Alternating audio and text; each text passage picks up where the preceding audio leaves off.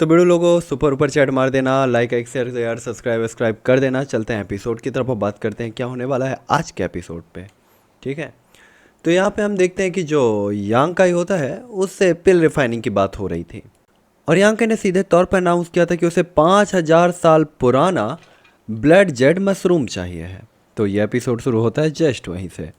हालांकि यहाँ पे ब्रदर जो फुआंग होते हैं उन्होंने भी ये कह दिया था कि आखिरकार अब ये जो इंग्रेडिएंट है वो काम का नहीं है ना, इसकी एज अभी काफ़ी छोटी है, तो थोड़ा सा और बड़ा वाला इंग्रेडिएंट लेकर आओ। जो सुनकर बाकी के जो कल्टीवेटर होते हैं वो काफ़ी खुश हो जाते हैं कि भाई इसको भी नहीं मिलेगी, इसका किस्मत भी ख़राब है। मतलब अपना फटा हो तो फटा हो, दूसरे का भी फट जाए तो अच्छा लगता है ना। तभी यहाँ के ज़ोर से चिल्लाते हुए कहता है यहाँ पे इतने सारे कल्टीवेटर हैं, क्या किसी के पास भी ये चीज़ नहीं है? लेकिन कोई कुछ जवाब नहीं देता, जैसे यहाँ का याद भरता है। तभी हम देखते हैं लेंजुन तुरंत ही कहती है, ब्रदर यांग, आप 3000 साल वाले पुराने जेड लोटस ब्लड मशरूम से ट्राई क्यों नहीं करते हैं? जिस पे आके कहता है ये इम्पॉसिबल है। आखिरकार प्रिंसेस आपको पता होना चाहिए कि ये जो पिल है वो कोई नॉर्मल पिल नहीं है। इसके लिए हाई लेवल के ही मटेरियलों की ज़रूरत है, क्योंकि हाई लेवल के मटेरियल के साथ इस पिल की एफिशिएंसी काफ़ी स्ट्रांग होगी। अगर ये चीज़ 100 साल भी कम होती तो भी ये यूज़फुल नहीं होती। जो देखकर लेंसुन आह भरती है, उसे नहीं पता था यांकाई जो कह रहा है वो सच है या झूठ, लेकिन वो केवल यांकाई की बात पर भरोसा कर सकती थी इस उम्मीद में कि यांकाई ने जो कहा होगा वो सच ही होगा। तभी जिया सेंग कहता है ये तो किस्मत है, और जेड ब्लड मशरूम कोई आम इंग्रेडिएंट नहीं, इसीलिए यहाँ पे किसी के पास इसका होना वाकई में काफ़ी सीरियस चीज़ है। क्योंकि किसी और के पास नहीं है तो लगता है कि टाइम आने पर हमें इस लोटस के लिए आपस में लड़ना ही होगा। तभी लेंसुन कहती है सुनो, अच्छा मेरे पास भी जेड ब्लड मशरूम है, ब्रदर यांग की रिक्वायरमेंट को ये पूरा कर पाएगा या नहीं ये मुझे नहीं पता। जो सुनकर जॉन कहता है फिर आपने इसे पहले क्यों नहीं निकाला था? जो सुनकर तो सभी लोग जियो चैन जो होता है वो भी चौंक जाता है और तुरंत ही कहता है आपने इसे अभी क्यों नहीं निकाला था, मतलब पहले जियो चैन ने ये कहा था। दूसरी तरफ यांग का सोच समझ कर शांत रहता है और तुरंत ही उसे ग्रीट करके कहता है प्रिंसेस बहुत बहुत थैंक यू, मैं आपके इस ग्रेटफुल इंटेंट के लिए आभारी हूँ।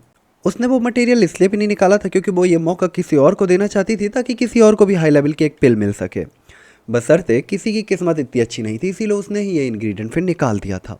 और वैसे भी वो ब्राइट मून ग्रेट एम्परर की डॉटर है, अगर वो ना भी चाहे तो कौन मना कर सकता था या कोई उससे छीन सकता था? किसी में हिम्मत नहीं थी। साथ ही थोड़ी सी वो एम्बेरस भी थी कि जिस सजेशन को उसने दिया था उस सजेशन में आखिरी में जो इंग्रेडिएंट यांकाई को चाहिए था वो उसी के पास निकला।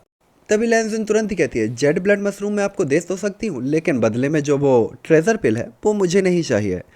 तो जियो चैन तुरंत ही कहता है हम इसे स्वीकार कर सकते हैं, फिर हमें वो क्यों नहीं चाहिए? तभी लेंजुन कहती है चुप रह बहन के घोड़े, तुझसे पूछा किसी ने? मैं अपनी प्रॉपर्टी दे रही हूँ तो अपनी प्रॉपर्टी के बदले मैं कुछ भी मांग सकती हूँ, मेरी मर्जी है। जो देखकर जियाओ सैन तुरंत ही कहता है लेकिन ये बात तो सही नहीं है प्रिंसेस, यहाँ पे मौजूद सभी लोग इस समझौते पर पहुंचे थे, अब आप इस समझौते से खुद ही पीछे हट रही हैं। ये तो घाटे का सौदा होगा ना, मैं जिया इसमें शामिल नहीं होना चाहता, आखिरकार आप अपने ही कई बात से पीछे मुकर रही हैं। जो सुनकर वूचांग तुरंत ही कहता है जाओ सेंग, भले ही तुम्हारी बातें घटिया लगे लेकिन मैं तुम्हारी भावना से एग्री हूँ। हम देखते हैं बूचांग कहता है कि जिया सेंग भले ही तुम्हारी बातें घटिया लगती हो लेकिन मैं तुम्हारी भावनाओं को समझता हूँ और मैं तुमसे एग्री हूँ, मैं किसी का एहसान नहीं लेना चाहता हूँ। जुआंग वो स्माइल करते हुए कहता है यंग लेडी आपको फेयरलेस होकर अपना हक मांगना चाहिए, इनकार करने की कोई चौथ नहीं। लेंस उनको तो समझ नहीं आ रहा था कि उसे हंसना चाहिए या रोना चाहिए, वो अपने सामने इन लोगों की बातें सुन रही थी जो कि एकदम बचकानी लग रही थी। आखिरकार भाई वो प्रिंसेस है, वो कुछ मांगेगी, भला किसमें हिम्मत है कि मना कर दे। यहाँ कहीं भी यहाँ माथे से पसीना पोंछता है और लेंस उनको देख रहा होता है कि आखिरकार वो क्या मांगने वाली। यहाँ कहीं कहता है मैं आपकी सारी बातें सुनूंगा। तभी यहाँ कहीं कहता है देखो प्रिंसेस इसलिए भी इस चीज़ की गारंटी नहीं लेना चाहती क्योंकि उन्हें नहीं लगता कि पिल 100% बन पाएगी, और मैं भी इस चीज़ की गारंटी नहीं लेता हूँ, है ना, तो तुम लोग इतने ज़्यादा श्योर कैसे हो? जो देखकर लैंजून कहती है क्यों तुम्हें यकीन नहीं कि तुम इस पिल को बना पाओगे? जिस पे अंकई कहता है बात वो नहीं है, पर कोई भी अल्केमिस्ट ये कहने का दावा नहीं कर सकता कि वो 100% इस पिल को बना लेगा या कोई भी पिल बना लेगा। आखिरकार गलतियां तो हो जाती हैं, और रिफाइनमेंट फेल हो गया तो क्या होगा? जिस पे बूचांग कहता है तो मैं तुम्हें मार डालूंगा। दबाव बहुत ज़्यादा है, यहाँ का एक बार फिर माथे से पसीना पोंछता है तो लेंजुन स्माइल करते हुए कहती है अपना वेस्ट करो। और इतना कहते हुए वो यांकाई के पास जाके बड़े प्यार से, ऐसे जैसे लोग गुलाब देते ना, उसने मशरूम दिया था यांकाई को कि लो यार मशरूम लेके पट जाओ ना यार। यांकाई इस मशरूम को देखता और हैरान होकर कहता ओह ये कम से कम 8,000 साल पुराना है, ये काफ़ी यूज़फुल होगा। साथ ही इसे देखकर ऐसा लगता है इसे फोर सीजन रियलम से तोड़ा नहीं गया है, इसके निशान थोड़े अजीब हैं। जिस पे लेंजुन कहती है जी हाँ, ये मुझे कुछ साल पहले मिला था, तब से ये स्पेस रिंग में ही पड़ा हुआ है। यहाँ का ही कहता है ठीक है, तो अब सारे इंग्रेडिएंट इकट्ठा हो चुके हैं।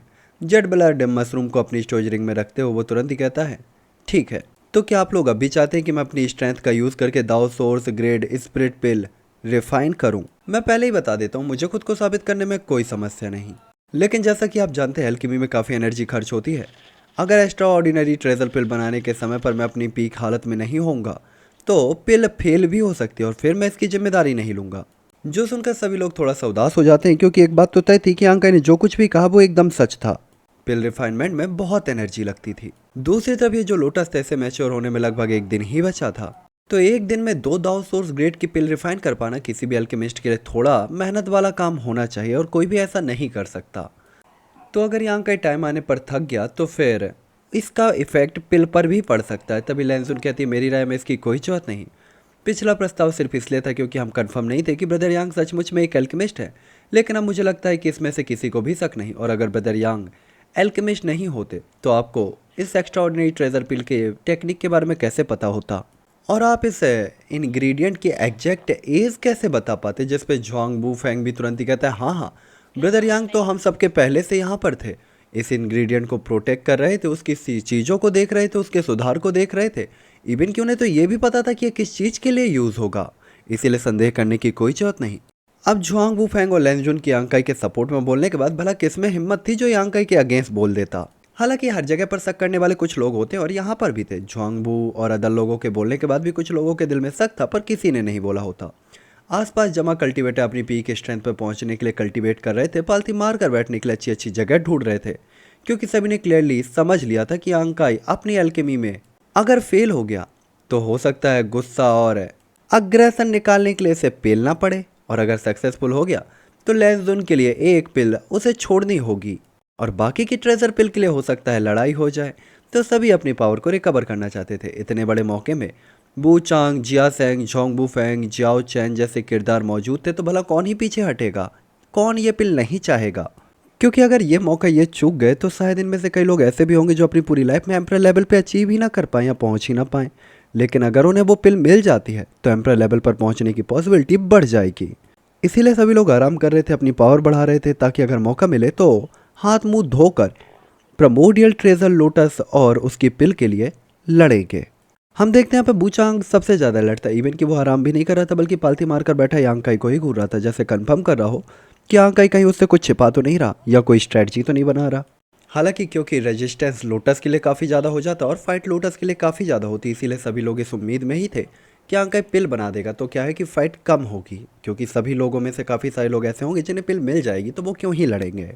इसलिए बेहतर यही था कि यांकाई इस पिल को सक्सेसफुली रिफाइन कर दे। और साथ ही यांकाई की पावर क्योंकि दाओ सोर्स लेवल के फर्स्ट लेवल पर है, तो यांकाई अगर पिल रिफाइन कर भी लेता है तो वो उन पिल्स को लेकर भाग नहीं सकता। इसीलिए सभी लोग कंफर्म थे और टेंशन फ्री थे कि यांकाई अगर पिल रिफाइन करता है तो वो पिल्स उन्हें मिल जाएंगी। तभी जाओ भाई कहता बिग ब्रदर सिचुएशन अच्छी नहीं है। कुछ देर रुकने के बाद जिया सेंग को उसने डिवाइन मैसेज भेजा था, जिस पे जिया सेंग कहता है मुझे पता है, लेकिन चिंता मत करो, मैंने इंतजाम कर लिया है। कल जब ब्रदर यांग की अपनी कल्टीवेशन सक्सेसफुल हो जाएगी तो हम उनके साथ मिलकर भागने का रास्ता बना लेंगे। हमारे बाकी जूनियर ब्रदर और सिस्टर बाहर से हमारी मदद करेंगे। तभी जाओ भाई कहता है ओह, तो कोई हैरानगी की बात नहीं कि मुझे कोई भी जूनियर ब्रदर सिस्टर यहाँ पे दिखाई क्यों नहीं दिया, क्या वो पहले से ही बाहर हमारा इंतजार कर रहे हैं? जिस पे जिया सिंह स्माइल करते हुए कहता है हाँ, मैं प्रमोडियल ट्रेजर पिल के जैसी प्रीसियस पिल को दूसरे सेक्ट के हाथों में कैसे पड़ने दे सकते हैं। अब हमें बस बिग ब्रदर यांग के साथ कोऑपरेट करना है और उन्हें अपने साथ कोऑपरेट कराने के लिए राजी कराना है।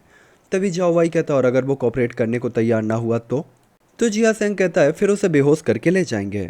जिस पे जाओ भाई अपनी नाक टच करते हुए कहता है लेकिन वो मैं उसका अपोनेंट नहीं हूँ। जिया सेंग सिर हिलाता है और उसकी तरफ देखते हुए हैरानगी से पूछता है क्या जाओ भाई तुम इतने कॉन्फिडेंस से कह रहे हो? तभी हम देखते हैं वो तुरंत ही कहता है कि यांकाई ने माना कि जुई को हरा दिया और ये एक अचीवमेंट है, लेकिन अगर तुम हो यार, वो तुम्हें कैसे हरा सकता है? क्या तुम्हें शक है कि प्रेजेंट टाइम की पावर के साथ वो तुम्हें हरा लेगा या तुम दोनों में बहुत अंतर है? जियाओ भाई तुरंत ही कहता अगर मेरे पास कोई रीज़न नहीं होता तो मैं ऐसा थोड़ी कहता। जो देखकर जियाओ भाई तुरंत ही बताता है फ्लोइंग टाइम टेम्पल में मैंने उससे लड़ाई की थी और नतीजा था मेरी हार। जिस पे जाओ सेंग कहता है क्या तुम मजाक कर रहे हो। उसकी आंखें अपनी जगह से बाहर आ गई थी। जिस पे जाओ भाई तुरंत ही कहता मैं ऐसा शर्मनाक मजाक कैसे कर सकता हूँ, मैं सच कह रहा हूँ। जिया सेंग तुरंत ही कहता है तुम्हारे कहने का मतलब है कि झुआंग वू फैंग की ओर ध्यान से देखते हुए कहता है हमारे यहाँ आने से पहले उन दोनों के बीच भी लड़ाई हुई और झुआंग वू फैन हार गया। बिल्कुल ऐसा कैसे हो सकता है। जावाई तुरंत ही कहता है ताना मारते हुए कुछ भी इम्पॉसिबल नहीं। आपको क्या लगता है जुआंग वू फैन ने यांग काई के लिए इतनी जोरदार तरीके से आवाज़ क्यों उठाई। जिस पे जिया सेंग कहता है तुम्हारा मतलब है कि यांग काई ने बैटल में काइंडनेस दिखाई, इसलिए जुआंग वू फैन उसका साथ ले रहा है। जिस पे जाओ वाई कहता है क्या कोई और रीजन आपको लगता है कि हो सकता है। जिस पे वो तुरंत ही कहता है बात तो तेरी भी सही है यार। तो जिया सेंग कहता है मुझे लगा था कि इन दोनों के बीच फाइट हुई होगी, लेकिन मुझे यकीन नहीं था कि जुआंग वूफेंग यांग काई से हार गया होगा, लेकिन वो तो सिर्फ फर्स्ट लेवल का दाव सोर्स है। जिस पे जो भाई कहता है मुझे ये कैसे पता होगा, और क्या आप अब भी मानते हैं कि वो दाव सोर्स ग्रेड का एल्केमिस्ट है, या आप नहीं मानते। अरे हमें तो ये भी नहीं पता था। काफी देर चुप रहने के बाद जिया सेंग का भी मुंह आखिरकार हैरानी से भरा हुआ होता है। वो यांग काई को ही देख रहा होता है कि क्या बंदा है ये। तभी जिया भाई कहता है जिया सेंग कहता है ठीक है मैं ब्रदर यांग काई से बात करता हूँ, अगर उन्हें जिंदा रहना है तो वैसे भी उन्हें हमारे साथ कोऑपरेट करना ही होगा, क्योंकि यहाँ से बाहर निकलने के लिए हम ही उनकी मदद कर सकते हैं। जब एजी और सन टेम्पल के ये दोनों चिलगोजे आपस में बात कर रहे थे, तब अदर लोग भी आपस में बात कर रहे थे और तैयारी कर रहे थे कि उन्हें क्या करना है, फाइट कैसे करनी है, चीजें कैसे लूटनी है और अदर चीजों पर। यांग काई यहाँ इन चीजों का पार्ट नहीं था, वो सिर्फ अपने एक कल्टीवेशन पे फोकस कर रहा था और खुद को जल्द से जल्द हील करते हुए वापस से एक्सट्रीम लेवल पर पहुंचना चाहता था अपनी पावर के, क्योंकि रिफाइनमेंट की प्रोसेस काफ़ी सीरियस होती है और अगर रिफाइनमेंट में थोड़ी बहुत भी गलती हुई तो पिल फेल हो जाएगी। साथ ही साथ अगर पिल फेल हुई तो काफ़ी सारे लोगों के गुस्से का उसे सामना करना पड़ेगा, इसलिए भले ही यांग काई को अपनी स्ट्रेंथ पर पूरा भरोसा हो, वो इतने सारे लोगों की घेराबंदी से आसानी से नहीं बच सकता। यांग काई जब शांति से कल्टीवेट कर रहा होता है तो चारों तरफ लाइटें जो जगमगा रही थी वो बेहद तेज हो चुकी थी। हम देखते हैं इस लोटस की पंखुड़ियां धीरे धीरे ओपन होती हैं और आसपास जो वर्ड एनर्जी थी वो थर्रा उठी होती है और एकदम से इस लोटस की तरफ बढ़ने लगी थी, यानी कि लोटस उस वर्ड एनर्जी को अब्सॉर्ब करना शुरू कर देता है। जहां तक हम बात करें इस व्हाइट लोटस की पंखुड़ियों की, एक एक पंखुड़ी में प्योर वर्ड एनर्जी भरी थी। ये लोटस एकदम प्योर होली सफेद, ऐसा लग रहा था जैसे दुनिया में अब तक अछूता रहा हो, किसी ने टच तक ना किया हो। साथ ही इस लोटस के चारों तरफ गोल्डन वर्ड्स घूम रहे होते हैं जो कि चेंटमेंट की तरह लग रहे थे, ऐसे जैसे मानो इनके अंदर कोई सीक्रेट हो। हेवन और अर्थ की सीक्रेट तो वैसे भी इसके अंदर थी। शाम होते होते तक ये जो लोटस सब पूरी तरीके से मैच्योर होकर खिल चुका होता है। इसकी लाइट और स्मेल चारों तरफ फैल चुकी होती है और साथ ही साथ जो कल्टीवेटर्स होते हैं वो इसे देखकर ऐसे अट्रैक्ट हो रहे थे जैसे मानो अभी के अभी आगे बढ़कर इसे छीन लेना चाहते हो, लेकिन किसी ने यह हिम्मत नहीं की थी। पर वूचांग सीधे तौर पर अनाउंस करते हुए कहता है जो भी हिम्मत करेगा हिलने की मैं उसे मार डालूंगा, और किलिंग इंटेंट शो करते ही सबकी फट जाती है, क्योंकि कोई भी वूचांग से नहीं लड़ना चाहता था। इवन की किलिंग इंटेंट इतनी स्ट्रांग थी कि आसपास के जो कल्टीवेटर थे वो कांपने लगे थे, उन्हें घुटन सी महसूस होने लगी थी। हालांकि जब यहाँ पे डेडली ऑरा फैला हुआ होता है, अपना यांग काई आराम से आंखें खोलता है और जैसे उसने बोलना शुरू किया था, अचानक यांग काई के सामने ब्लैक जेट फर्नेस अपीयर हो जाता है, जो दाओ सोर्स ग्रेड के मिड रैंक का एल्केमी फर्नेस था। तुम्हें पता होगा ये ऑक्शन में एक बंदे ने चुराया था, मतलब खरीदा था, और यांग काई ने उससे चुरा लिया था। इसके ऊपर केवल एम्परर ग्रेड कुलड्रोन ही होते हैं जो इससे अच्छे हो सकते हैं, लेकिन एम्परर ग्रेड कुलड्रोन को हासिल करना इतना आसान कैसे हो सकता था, क्योंकि वो एम्परर ग्रेड आर्टिफैक्ट से भी ज़्यादा एक्सपेंसिव और रेयर होते थे। जिसके बाद ब्लैक जेट फर्नेस का ढक्कन ओपन होता है तो एक अलग ही स्मेल चारों तरफ फैल जाती है, जो कि एल्केमी की स्मेल थी। इस स्मेल ने यांग काई का फोकस थोड़ा सा इंक्रीज कर दिया होता और बाकी के जो लोग थे जो यांग काई पर भरोसा नहीं करते थे, उनका ट्रस्ट भी यांग काई पर थोड़ा इंक्रीज हो जाता है। क्योंकि नॉर्मल एल्केमिस्ट तो दाओ सोर्स ग्रेड के कुलड्रोन को रखने के लिए क्वालिफाई थे नहीं, और यांग काई के पास ये कुलड्रोन था। साथ ही साथ इस कुलड्रोन से पिल की जो स्मेल आ रही थी वो बताने के लिए काफ़ी थी कि इसमें काफ़ी सारी पिल रिफाइन की गई हैं, तो अब कोई शक नहीं बचा था यांग काई पे करने का। तभी यांग काई जो होता है कुलड्रोन के ढक्कन को ओपन करता है और इसमें अपनी इनविजिबल डिवाइन वर्निंग नॉलेज सी की फ्लेम इंसर्ट कर देता है। साथ ही साथ हम देखते हैं आगे अपने हाथ को आगे बढ़ाते हुए कहता है ल्यूयान, और अगले ही पल इस माउंटेन पीक पर तेज चहचहाने की आवाज़ आती है, एक वर्ड अपेयर होता है और ल्यूयान सीधा ही कुलड्रोन के अंदर चली जाती है, जो देखकर लैंजोन तुरंत ही कहती है आर्टिफैक्ट स्पिरिट, एक आर्टिफैक्ट स्पिरिट। वो काफ़ी हैरान हो गई थी क्योंकि उसे यकीन नहीं था यांग काई के पास ऐसी कोई चीज़ होगी। साथ ही उसने केवल कुछ कपल ऑफ सेकंड के लिए ये चीज़ देखी थी, लेकिन उसे यकीन था कि वो लाल चीज़ आर्टिफैक्ट स्पिरिट है जो यांग एट्रीब्यूट से रिलेटेड होनी चाहिए। एक दाओ सोर्स के मिड ग्रेड के आर्टिफैक्ट फर्नेस कुलडोन फर्नेस और आर्टिफैक्ट स्पिरिट को जोड़ दिया जाए तो क्या ये सबसे बेस्ट कॉम्बिनेशन नहीं है इस पिल को रिफाइन करने का। लेंजो ने स्माइल किए बिना रह नहीं पाई थी। अगर कोई दुर्घटना नहीं हुई तो ब्रदर यांग एक्स्ट्राऑर्डिनरी ट्रेजर पिल बनाने में कैपेबल होने चाहिए, तो सभी लोग पेशेंस रखो। उसने फुल कॉन्फिडेंस में ये बोल दिया था। उसकी बात सुनकर सभी लोग के चेहरे पर खुशी आ जाती, क्योंकि प्रिंसेस की बात पर कौन शक करेगा। मैं कई बार बोल चुका हूँ ये। जिसके बाद यहाँ काई अपने हाथों से इंग्रेडिएंट निकाल कर ओम हीम क्लीम चाउंडा बिच्चे नमा बोल बोल के कुलडोन में डाले जा रहा होता है, जैसे मानो मोहिनी मंत्र सिद्ध कर रहा हो। कंटिन्यूस के हैंड प्रिंट साइन बदल रहे थे और ये बार बार कुलडोन में कई सारी फॉर्मेशन भी लगा रहा था। साथ ही इस पूरी प्रोसेस के दौरान कुलडोन का टेम्परेचर कभी हाई होता कभी लो होता और अपने अकॉर्डिंग ये एडजस्ट कर पा रहा था। ये स्किल ऐसे ही नहीं आई थी, यांगाई ने बहुत एल्केमी की थी, जिसके बाद यांगाई की फ्लेम कंट्रोल एबिलिटी इस लेवल पर पहुंच पाई थी। हालांकि यांगाई के पास कोई मास्टर भी नहीं था और ना ही जियानिंग चांग के जैसी होली पिल बॉडी, फिर भी यांगाई अपने टैलेंट की बदौलत ग्रेट डेमन एम्पर की टेक्निक्स को फॉलो करते हुए यहाँ तक पहुंचा था। साथ ही यांगाई की एल्केमी का इतना हाई लेवल पर पहुंचने का एक रीजन था एल्केमी दाओ टोन का ट्रिगर होना, जिसके कारण यांगाई को एल्केमी के हेवनली पाथ के बारे में पता चला था। और भले ही यांगाई के लिए एल्केमी उसका साइड बिजनेस था, लेकिन जब भी यांगाई एल्केमी करता था पूरे फोकस और लगन के साथ, उसने कभी भी इसे हल्के में नहीं लिया था। यहाँ पे केवल एक ही प्राइमोर्डियल ट्रेजर लोटस था जिसे यांगाई को रिफाइन करना था, और अगर ये फेल हो जाता तो सब खत्म और यांगाई को फेल होने से बचना भी था।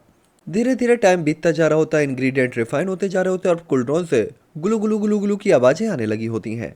लिक्विड जो कंडेंस होकर नीचे कुलडोन में इकट्ठा होने लगा होता है वो ताजगी का एहसास दे रहा होता है। ज़्यादातर लोग तो यहाँ पे हाथ मलते हुए यांगाई को एल्केमी करता हुआ देख रहे थे। इनमें से किसी ने भी एल्केमी खुद से नहीं की थी, बट अगर तुमने सुअर का मांस नहीं खाया तो इसका मतलब ये नहीं है ना कि तुम नहीं जानते सुअर कौन है। वैसे इन्हें एल्केमी के बारे में पता था तो वो काफ़ी क्यूरियस होकर देख रहे थे। यांके ने कई बार स्प्रिटेरे बदले, जिससे वो काफ़ी हैरान भी थे कि इतनी ज़्यादा स्पीड के साथ ये कैसे कर पा रहा है। तभी मुरोंग जियो जियो जियो बाई से पूछते, ब्रदर क्या आपको लगता है कि ब्रदर यांग सक्सेसफुल हो पाएंगे? जाओ भाई तुरंत ही कहता, रिजल्ट आने से पहले मैं कोई दावा नहीं करना चाहूँगा। जिस पे जियो जियो कहती, लेकिन इस सिचुएशन में अगर ब्रदर यांग फेल हो जाते हैं तो मुझे लगता है कि उनके लिए भागना आसान नहीं होगा। जाओ भाई तुरंत कहता, लेकिन ये मुसीबत उसने खुद मोल ली है तो इसका खामियाजा तो उसे भुगतना ही होगा। आखिर अगर यांगाई ने ये अनाउंस ना किया होता कि वो दाओ सोर्स ग्रेड का एल्केमिस्ट है तो किसे ही पता चलना था कि यांगाई एल्केमिस्ट है। वैसे भी चाहे सब कुछ ठीक होता, पिल रिफाइन भी हो जाती, फिर भी यांगाई को कोई फायदा नहीं होने वाला था, क्योंकि मौजूदा हालात के मुताबिक एक्स्ट्राऑर्डिनरी ट्रेजर पिल तैयार होने के बाद भयंकर बैटल छिड़ जाएगा।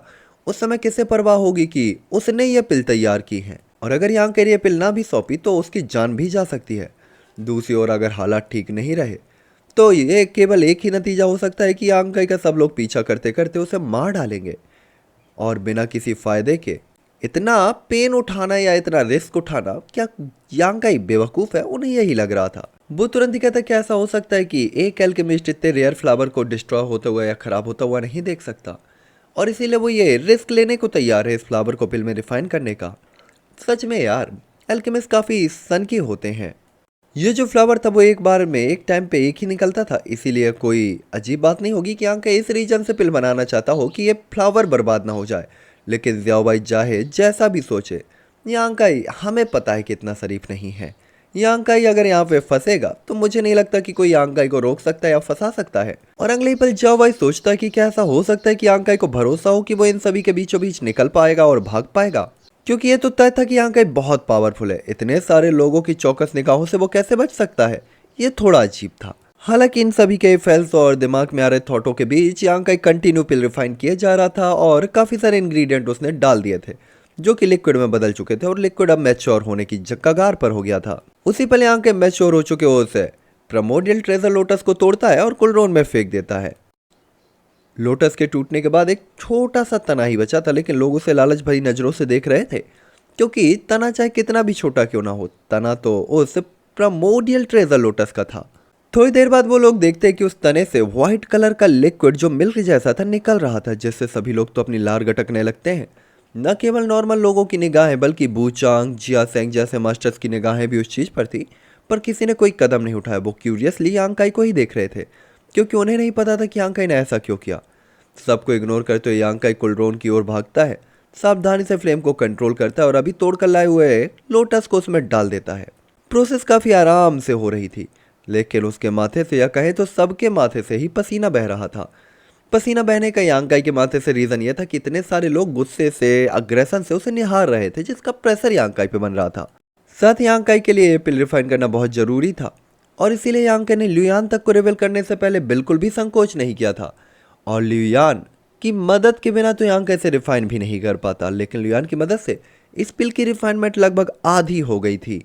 लेकिन फिलहाल अभी भी यह कहना मुश्किल था कि क्या यांकाई इसे सक्सेसफुली रिफाइन कर पाएगा। अगर यांकाई सक्सेसफुल रहा तो उसकी अल्केमी दाव में काफी फायदा होगा, उसकी समझ में भी काफी फायदा होगा।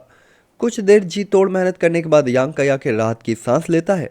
सारे इंग्रेडिएंट डाल दिए गए थे, उन्हें रिफाइन कर लिया गया था। अब बस यांकाई को एक परफेक्ट स्पिरिटेरे अंदर बनाना था जो गर्मी के टेम्परेचर को कंट्रोल करे और इन लिक्विड्स को आपस में गाढ़ा करके फ्यूज करे ताकि पिल कंडेंसिंग की प्रोसेस स्टार्ट हो सके। तभी यांकाई चिल्लाकर कहता है, मैं तुम सबको सलाह देता हूँ कि उस तने के बारे में कोई भी विचार मत रखना। हालांकि वो अभी भी कुछ टाइम के लिए एल्केमी पर फोकस कर रहा था, लेकिन यांकाई ने अपने आसपास के लोगों की बातें और निगरानी पर पूरा ध्यान दिया था और उसे पता था कि ये लोग उसी चीज को देख रहे हैं। जो सुनकर झुआंगबू तुरंत कहता, ओह बिल्कुल ब्रदर यांग, लेकिन आप ऐसा क्यों कह रहे हैं। तभी यांकाई सीरियस होकर कहता है, ये तना एक्स्ट्रा ऑर्डिनरी ट्रेजर लोटस का सोर्स है। अगर इसे छोड़ दिया जाए तो शायद अगले 100 सालों बाद एक और लोटस यहाँ से अपियर हो जाए, लेकिन अगर हम इसे अभी तोड़ लेते हैं तो शायद अगले 10,000 सालों तक कोई भी प्रोमोडियल ट्रेजर लोटस यहाँ पे अपियर नहीं होगा। लंजुन की आंखें चमकती और वो तुरंत ही कहती, क्या यह सच है। जिस पे यांकाई झट से कहता है, जो चाहे मानो। तभी वूचांग कहता है, क्या फर्क पड़ता है, मुझे इस बात से कोई लेना देना नहीं कि 10,000 साल बाद क्या होगा और क्या नहीं। ये उस टाइम के लोगों की समस्या है, क्योंकि तुम इसे नहीं लेना चाहते तो मैं इसे अपने लिए रख लेता हूँ। जो देखकर यांकाई वूचांग की तरफ देखते हुए कहता है, तुम्हारी हिम्मत कैसे हुई। और यांकाई ने हल्के से अपने कुलड्रोन के ऊपरी एरिया को टच किया था और यांकाई की हरकत से सभी जो कल्टीवेटर्स थे उनके इंप्रेशन बदल गए थे। यांकाई सीधे कहता, अगर तुमने उस चीज को छूने की भी हिम्मत की तो मैं इस स्पिरिट पिल को इसी कुलड्रोन में डिस्ट्रॉय कर दूंगा। जसेंग तुरंत कहता, ब्रदर यांग। वैसे वो डर गया हो कि यांकाई ऐसा करने वाला है। तभी वो तुरंत ही कहता है, अरे ब्रदर यांग सिर्फ उसे डरा रहे होंगे। वो तुरंत ही कहता है, जियासेंग, कह रहे ब्रदर यांग, अगर बूचांग को उस चीज की जरूरत है तो ब्रदर बूचांग को उस चीज को ले लेने दीजिए, इसके लिए इतना सोचने की कोई जरूरत नहीं। वैसे भी वो उसे समझ नहीं आया था कि यांकाई में इतना करेज कहाँ से आया कि वो बूचांग के खिलाफ खड़ा हो गया। साथ ही साथ उसने जो धमकी दी न, वो ना केवल बूचांग के लिए धमकी दी बल्कि यहाँ खड़े हर एक बंदे के लिए धमकी थी और हर किसी को इस बात से डर था। और अगर यांकाई ने इस पल कोई गलत कदम उठाया तो यांकाई सबका दुश्मन बन जाएगा। तभी यांकाई उनकी बात को इग्नोर करते हुए कहता, अगर कोई 10 मीटर के दायरे में आने की हिम्मत करेगा तो मैं इसे डिस्ट्रॉय कर दूंगा। यांकाई के वर्ड निकलते ही बूचांग हिलने डुलने तक की हिम्मत नहीं कर पाता। हालांकि वो तना देखने में काफ़ी एक्स्ट्रा ऑर्डिनरी लग रहा था, लेकिन वो निश्चित तौर पर एक्स्ट्रा ऑर्डिनरी पिल बनाने जितना, एक्स्ट्रा ऑर्डिनरी ट्रेजर पिल जितना कीमती नहीं लग रहा था। इस बात पर यांकाई को नाराज करना जाहिर तौर पर उसे भी सही नहीं लगा। जब चंद तुरंत कहता, बूचांग जल्दबाजी मत करो। बूचांग वहीं रुक गया था और उदास आंखों से यांकाई को देखते हुए कहता है, तुम मुझे धमकी देने की हिम्मत कैसे कर सकते हो। तभी यांकाई कहता, मैं तुम्हें धमकी नहीं दे रहा। यांकाई की आंखें गुस्से से चमक रही थी। वो तुरंत ही कहता है, मैं बस आने वाली जनरेशन के लिए एक उम्मीद बनाए रखना चाहता हूँ। तभी लियुयान कहती है, स्माइल करते हो, मैंने सुना था कि जब एल्केमिस्ट रेयर इंग्रेडिएंट्स को इकट्ठा करते हैं तो वो उस इंग्रेडिएंट की ओरिजिनल पावर को बनाए रखने की पूरी कोशिश करते हैं ताकि वो इंग्रेडिएंट फिर से अपेयर हो सके। इसके अलावा वो इंग्रेडिएंट्स को तब तक इकट्ठा नहीं करते जब तक कि वो पूरी तरीके से मैच्योर ना हो जाए। पहले तो मुझे ब्रदर यांग पे शक था, लेकिन ऐसा लगता है कि वास्तव में ये अफवाह सच है। एक एल्केमिस्ट ऐसा ही होता है। तभी यांकाई कहता है, हमारे एंसेस्टर्स ने, हमारे एल्डर्स ने हमारे लिए पेड़ लगाए जिसकी छाया हमें मिली, जिसे हम इंजॉय करते हैं। कौन यकीन से कह सकता है कि ये जो तना है इसे किसी एल्डर ने 100 साल पहले नहीं छोड़ा होगा, जिसके कारण यहाँ पे एक लोटस अपियर हो पाया। तो हमें भी फ्यूचर के लिए कुछ उम्मीदें छोड़नी चाहिए ताकि इस सर्कल में कोई प्रॉब्लम ना आए। और जैसे यांकाई ने कहा, लैंजुन की आंखें चमक उठी थी और वो थॉटफुल तरीके से अपना सेल आती है। तभी यांकाई कहता है, इसके अलावा इस तने में एक्स्ट्राऑर्डिनरी ट्रेजर लोटस के कोई भी मैजिकल इफेक्ट नहीं है। ज़्यादा से ज़्यादा किसी पर्सन की सोर्स एनर्जी और स्पिरिचुअल एनर्जी को थोड़ा सा बैलेंस करने में मदद कर सकता है। एक्स्ट्राऑर्डिनरी ट्रेजर लोटस कैसा पहले से ही इस कुलड्रोन में समाया हुआ है। ब्रदर बूचांग, क्या आप वाकई में इस लोटस पिल के बजाय उस जड़ को लेना चाहते हैं। बूचांग का चेहरा अचानक ही बिगड़ जाता है जब यांकाई ने यह कहा कि वो तना इतना यूजफुल नहीं है। तो बेचारे का इंटरेस्ट खत्म हो गया था, लेकिन सबके सामने बेइज्जती किए बिना पीछे हटना, आखिरकार उसके पास अब पीछे हटने का कोई रास्ता नहीं था। अगर वो पीछे हटा तो उसकी बेइज्जती हो जाती। इसीलिए उदास होकर वो बस बेरहमी से यांकाई को घूर रहा था और कुछ ही पलों बाद तना अचानक ही हिलता और उससे कलरफुल लाइट लाखों पार्टिकल्स में बिखर जाती हैं और आंखों से उछल हो जाती जैसे मानो कभी ओरिजिन में ही ना थी। जो देखकर जियाओ चैन हक्का बक्का रह जाता और यांग का इस्तेमाल करते हुए बोलता है, अच्छा हुआ अब जड़ निकल गई है, इसे दोबारा ढूंढना मुश्किल होगा। और अगर इस लोटस के मैच्योर होने से पहले आप इसे तोड़ते तो ये लोटस भी ठीक ऐसे ही गायब हो जाता। जो सुनकर सभी लोग पसीने से तरबतर हो जाते हैं और खुश होते हैं कि उन्होंने अपनी चूतियापे के चक्कर में इस लोटस को नहीं तोड़ा था, वरना वो इतने प्रीसियस ट्रेजर को गवा देते। अपना सिर घुमाते हुए यांग ने फ्लेम को कंट्रोल किया था और स्पिरिट एरे बनाने शुरू कर दिए थे। मूचांग कुछ पल के लिए अजीब तरीके से वहीं खड़ा रहता है और कोल्ड ब्रीथ छोड़ते हुए अपनी जगह पर आकर बैठ जाता है। ब्लैक जेट फर्नेस लगातार उससे गैस निकल रही थी। टाइम बीतने के साथ साथ ज्यादातर लोग चिंतित होते जा रहे थे। पूरा माहौल स्ट्रेसफुल हो गया था। ऐसा लग रहा था हर कोई उस पल का ही इंतजार कर रहा है जब यह पिल बन जाएगी और उन सभी लोगों के पास इस पिल को हथियाने का मौका होगा। वो लड़ेंगे, झगड़ेंगे और इस पिल को हासिल करने की पूरी कोशिश करेंगे। और यह बात तो यांगाई भी जानता था, लेकिन वो अपनी शांति बनाए रखता है। इस पल अचानक यांगाई के इंप्रेशन सीरियस होते हैं। सोर्स एनर्जी कुलडोन के अंदर डालना वो शुरू कर देता है और उसी समय वो सीधे सीधे हैंड प्रिंट साइन बदलकर पूरे के पूरे एनर्जी फ्लो को कुलडोन की एक जगह पर कंडेंस करने लगता है। यह था पिल कंडेंसिंग, यानी कि एल्केमी का लास्ट स्टेप। सभी लोग काफी क्यूरियस थे। सभी का दिल धक धक धक धक कर रहा होता है क्योंकि यह सबसे मुश्किल स्टेप भी था। यांगाई के अंग बहुत अजीब तरीके से थिरक रहे थे। बड़े बड़े पसीने की बूंदें, कपड़े गीले, उसका शरीर ऐसा लग रहा था जैसे मानो पानी में डुबोया गया हो और निकाला गया हो। बहुत ज़्यादा हाई लेवल पर एनर्जी यांगाई ने खर्च कर दी थी। चेहरा पीला दिख रहा था। साथ ही साथ यांगाई की हरकतें काफी शांत थी, भले ही उसकी हालत कैसी भी हो। यांगाई की हरकतों को देखकर लेंजुन कहती, क्या पिल कंडेंसिंग टेक्निक इतनी आइकॉनिक हो सकती है? यांगाई की हरकतें काफी शानदार थी। हालांकि नाइन हेवन प्रोफाउंड मेडिसिनल पिल टेक्निक उसने पहली बार देखी थी, फिर भी यह टेक्निक पिल कंडेंसिंग के डीप सीक्रेट्स को समझने में उसे असमर्थ बना रही थी। यानी कि वो इस टेक्निक को नहीं समझ पा रही थी ये कैसी टेक्निक है, पर वो ये जरूर महसूस कर पा रही थी कि यह टेक्निक डिवाइन पाथ के साथ साथ इस पिल को जोड़कर एकदम परफेक्ट बैलेंस क्रिएट कर रही है, जो कि काफी आइकॉनिक था। शायद नॉर्मल टेक्निक इसे मैच भी ना कर पाए। यांगाई के इस तरीके को देखकर और हवा में फैलती हुई स्मेल को देखकर लेंजुन तो एकदम हैरान रह गई थी। और हो भी क्यों ना, क्योंकि नाइन हेवन प्रोफाउंड पिल टेक्निक वो टेक्निक थी जो कि ग्रेट एल्केमी स्क्रिप्चर के मास्टर द्वारा यांगाई को दी गई थी। यांगाई को यह टेक्निक ग्रेट एल्केमी स्क्रिप्चर से ही मिली थी, जो कि हेवन और अर्थ में सभी एनर्जीज के साथ जो पिल है, पिल की एनर्जी के साथ बैलेंस बनाने के लिए एकदम परफेक्टली यूजफुल थी। और क्योंकि लेंजुन ये चीज फर्स्ट लेवल के दाओ सोर्स लेवल के साथ समझ गई थी, तो थर्ड लेवल के दाओ सोर्स लेवल के वॉरियर तो ऑब्वियस सी बात है कि इसे समझने में कैपेबल थे। हालांकि उनमें से किसी को यह समझ नहीं आया था, लेकिन जैसे यांगाई ने अपनी पिल कंडेंसिंग टेक्निक को शुरू किया था, कई कल्टीवेटर को सेल्फ नॉलेज सा महसूस होता है और वो कल्टीवेशन में बैठ जाते हैं। तभी यांगाई इस पल बोलता है, कंडेंस हो जाओ। ऐसा बोलते ही यांगाई को बॉडी से ऐसा लगा जैसे सारी पावर ही खत्म हो गई हो और उसके दोनों हाथ कुलरोन पे थपथपाने लगते हैं। और यांगाई के थपथपाने के साथ ही कुलरोन से डिंग डोंग की आवाजें आ रही होती है और इस पूरे कुलरोन से कलरफुल लाइटें भी फैलने लगी होती हैं, जो देखकर सभी लोग तुरंत ही कहते हैं, सक्सेसफुली रिफाइन कर ली। सभी ने अपनी ओरिजिन सोर्स एनर्जी को फोर्सफुली लगाना शुरू कर दिया। तभी यांगाई के प्लेस की ओर दौड़ना चाहते थे और उस पिल को छीनना चाहते थे जो एम्परर लेवल तक पहुंचने के रास्ते को प्रशस्त कर सकती थी। लेकिन तभी दुनिया कांप उठी थी। सबके दिमाग में एक दबी हुई आवाज आई। अचानक ही एक जबरदस्त प्रेशर उन पर पड़ा, जिससे सभी लोग अकड़ गए। कुछ लोगों को तो ऐसा लगा जैसे उनकी सांसें सीने में अटक गई हों। सभी ने अपनी निगाहों के ऊपर आसमान में छाए हुए काले बादलों को देखा था, जो कि पिल थंडर लग रही थी। लेंजुन तुरंत ही कहती है, पिल ट्रेबुलेशन। आंखों में थोड़ी घबराहट थी। तभी यांगाई तुरंत ही कहता, ओह तो तुम इतनी जल्दी आ गए। इस पिल को रिफाइन करते हुए यांगाई को हल्का सा अंदाजा था कि यह पिल ट्रेबुलेशन को अट्रैक्ट कर सकती है। इसलिए प्रमोडियल ट्रेजर पिल को रिफाइन करने के इफेक्ट और इस पिल का इफेक्ट इतना टेरिफाइंग था कि हेवन कभी भी इजाजत दे ही नहीं सकता इस पिल के बनने का।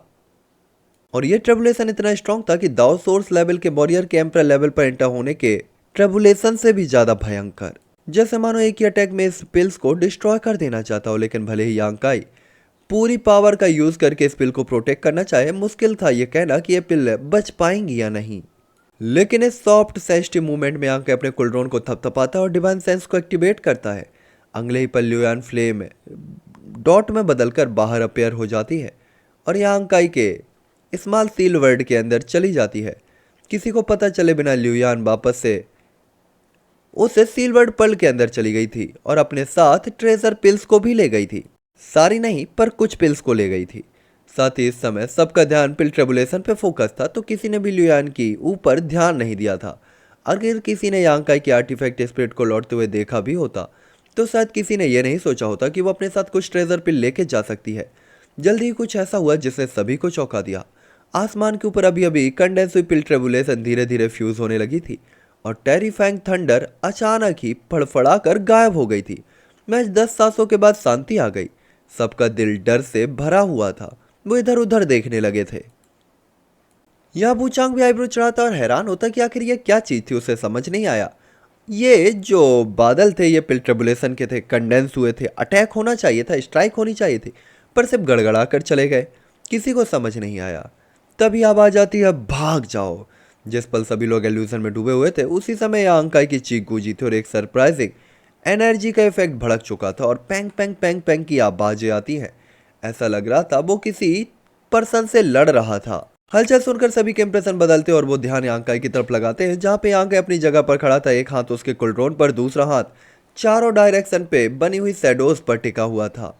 उसके चारों कई फिगर तेजी से आगे बढ़ रही थी जो यांग काई के पास आने की कोशिश कर रही थी, लेकिन ऐसा लग रहा था कि ये पर्सन यांग काई के बैरियर को तोड़कर अभी अभी स्पिरिट पिल छीनना चाहता था, पर ऐसा नहीं कर पाया था। इवन के यांग काई के 3 मीटर के एरिया के पास भी नहीं आ पा रहा था। लुओ युआन, लैंजुन धीमी आवाज में फुसफुसाते हुए कहती है। स्वाभाविक तौर पर उसने यांग काई से लड़ने वाले पर्सन को पहचान लिया था जो 8 पाथ सेट का लुओ युआन था। उसे नहीं पता था कि वो पहले कहाँ छिपा हुआ था, लेकिन क्लियरली जब सबका ध्यान उसे पिल ट्रेबुलेशन पे अट्रैक्ट हुआ था उसने चुपचाप अंदर घुसने और उस पिल को छीनने की कोशिश की थी। पर बैड लक था कि लास्ट मोमेंट पे यांग काई ने उसे रोक दिया। ऐसा महसूस हुआ कि उसने यांग काई की ताकत को कम करके आंका था और सोचा था कि फर्स्ट लेवल का ही दाव सोर्स लेवल का पर्सन है, जिससे निपटना आसान होगा, पर इतना आसान भी नहीं था। हालांकि अपना काम करने के बाद लुओ युआन को एहसास हुआ कि वो गलत था और यांग काई को देखते हुए जो बेहद शांत लग रहा था उसने देखा कि एक्शन लेने की काफी गुंजाइश थी, पर वो उसके डिफेंस बैरियर को ही नहीं तोड़ पाया और अब सबका ध्यान उस पर ही था। वो तुरंत ही कहता, मैंने गलत अंदाजा लगाया। तो चलो गाइस, इसी के साथ अब ये एपिसोड यहीं एंड होगा। नेक्स्ट एपिसोड में हम देखेंगे क्या होगा। लाइक शेयर सब्सक्राइब मार देना। Bye bye friend family, good morning, good evening, good night, good afternoon, see you soon.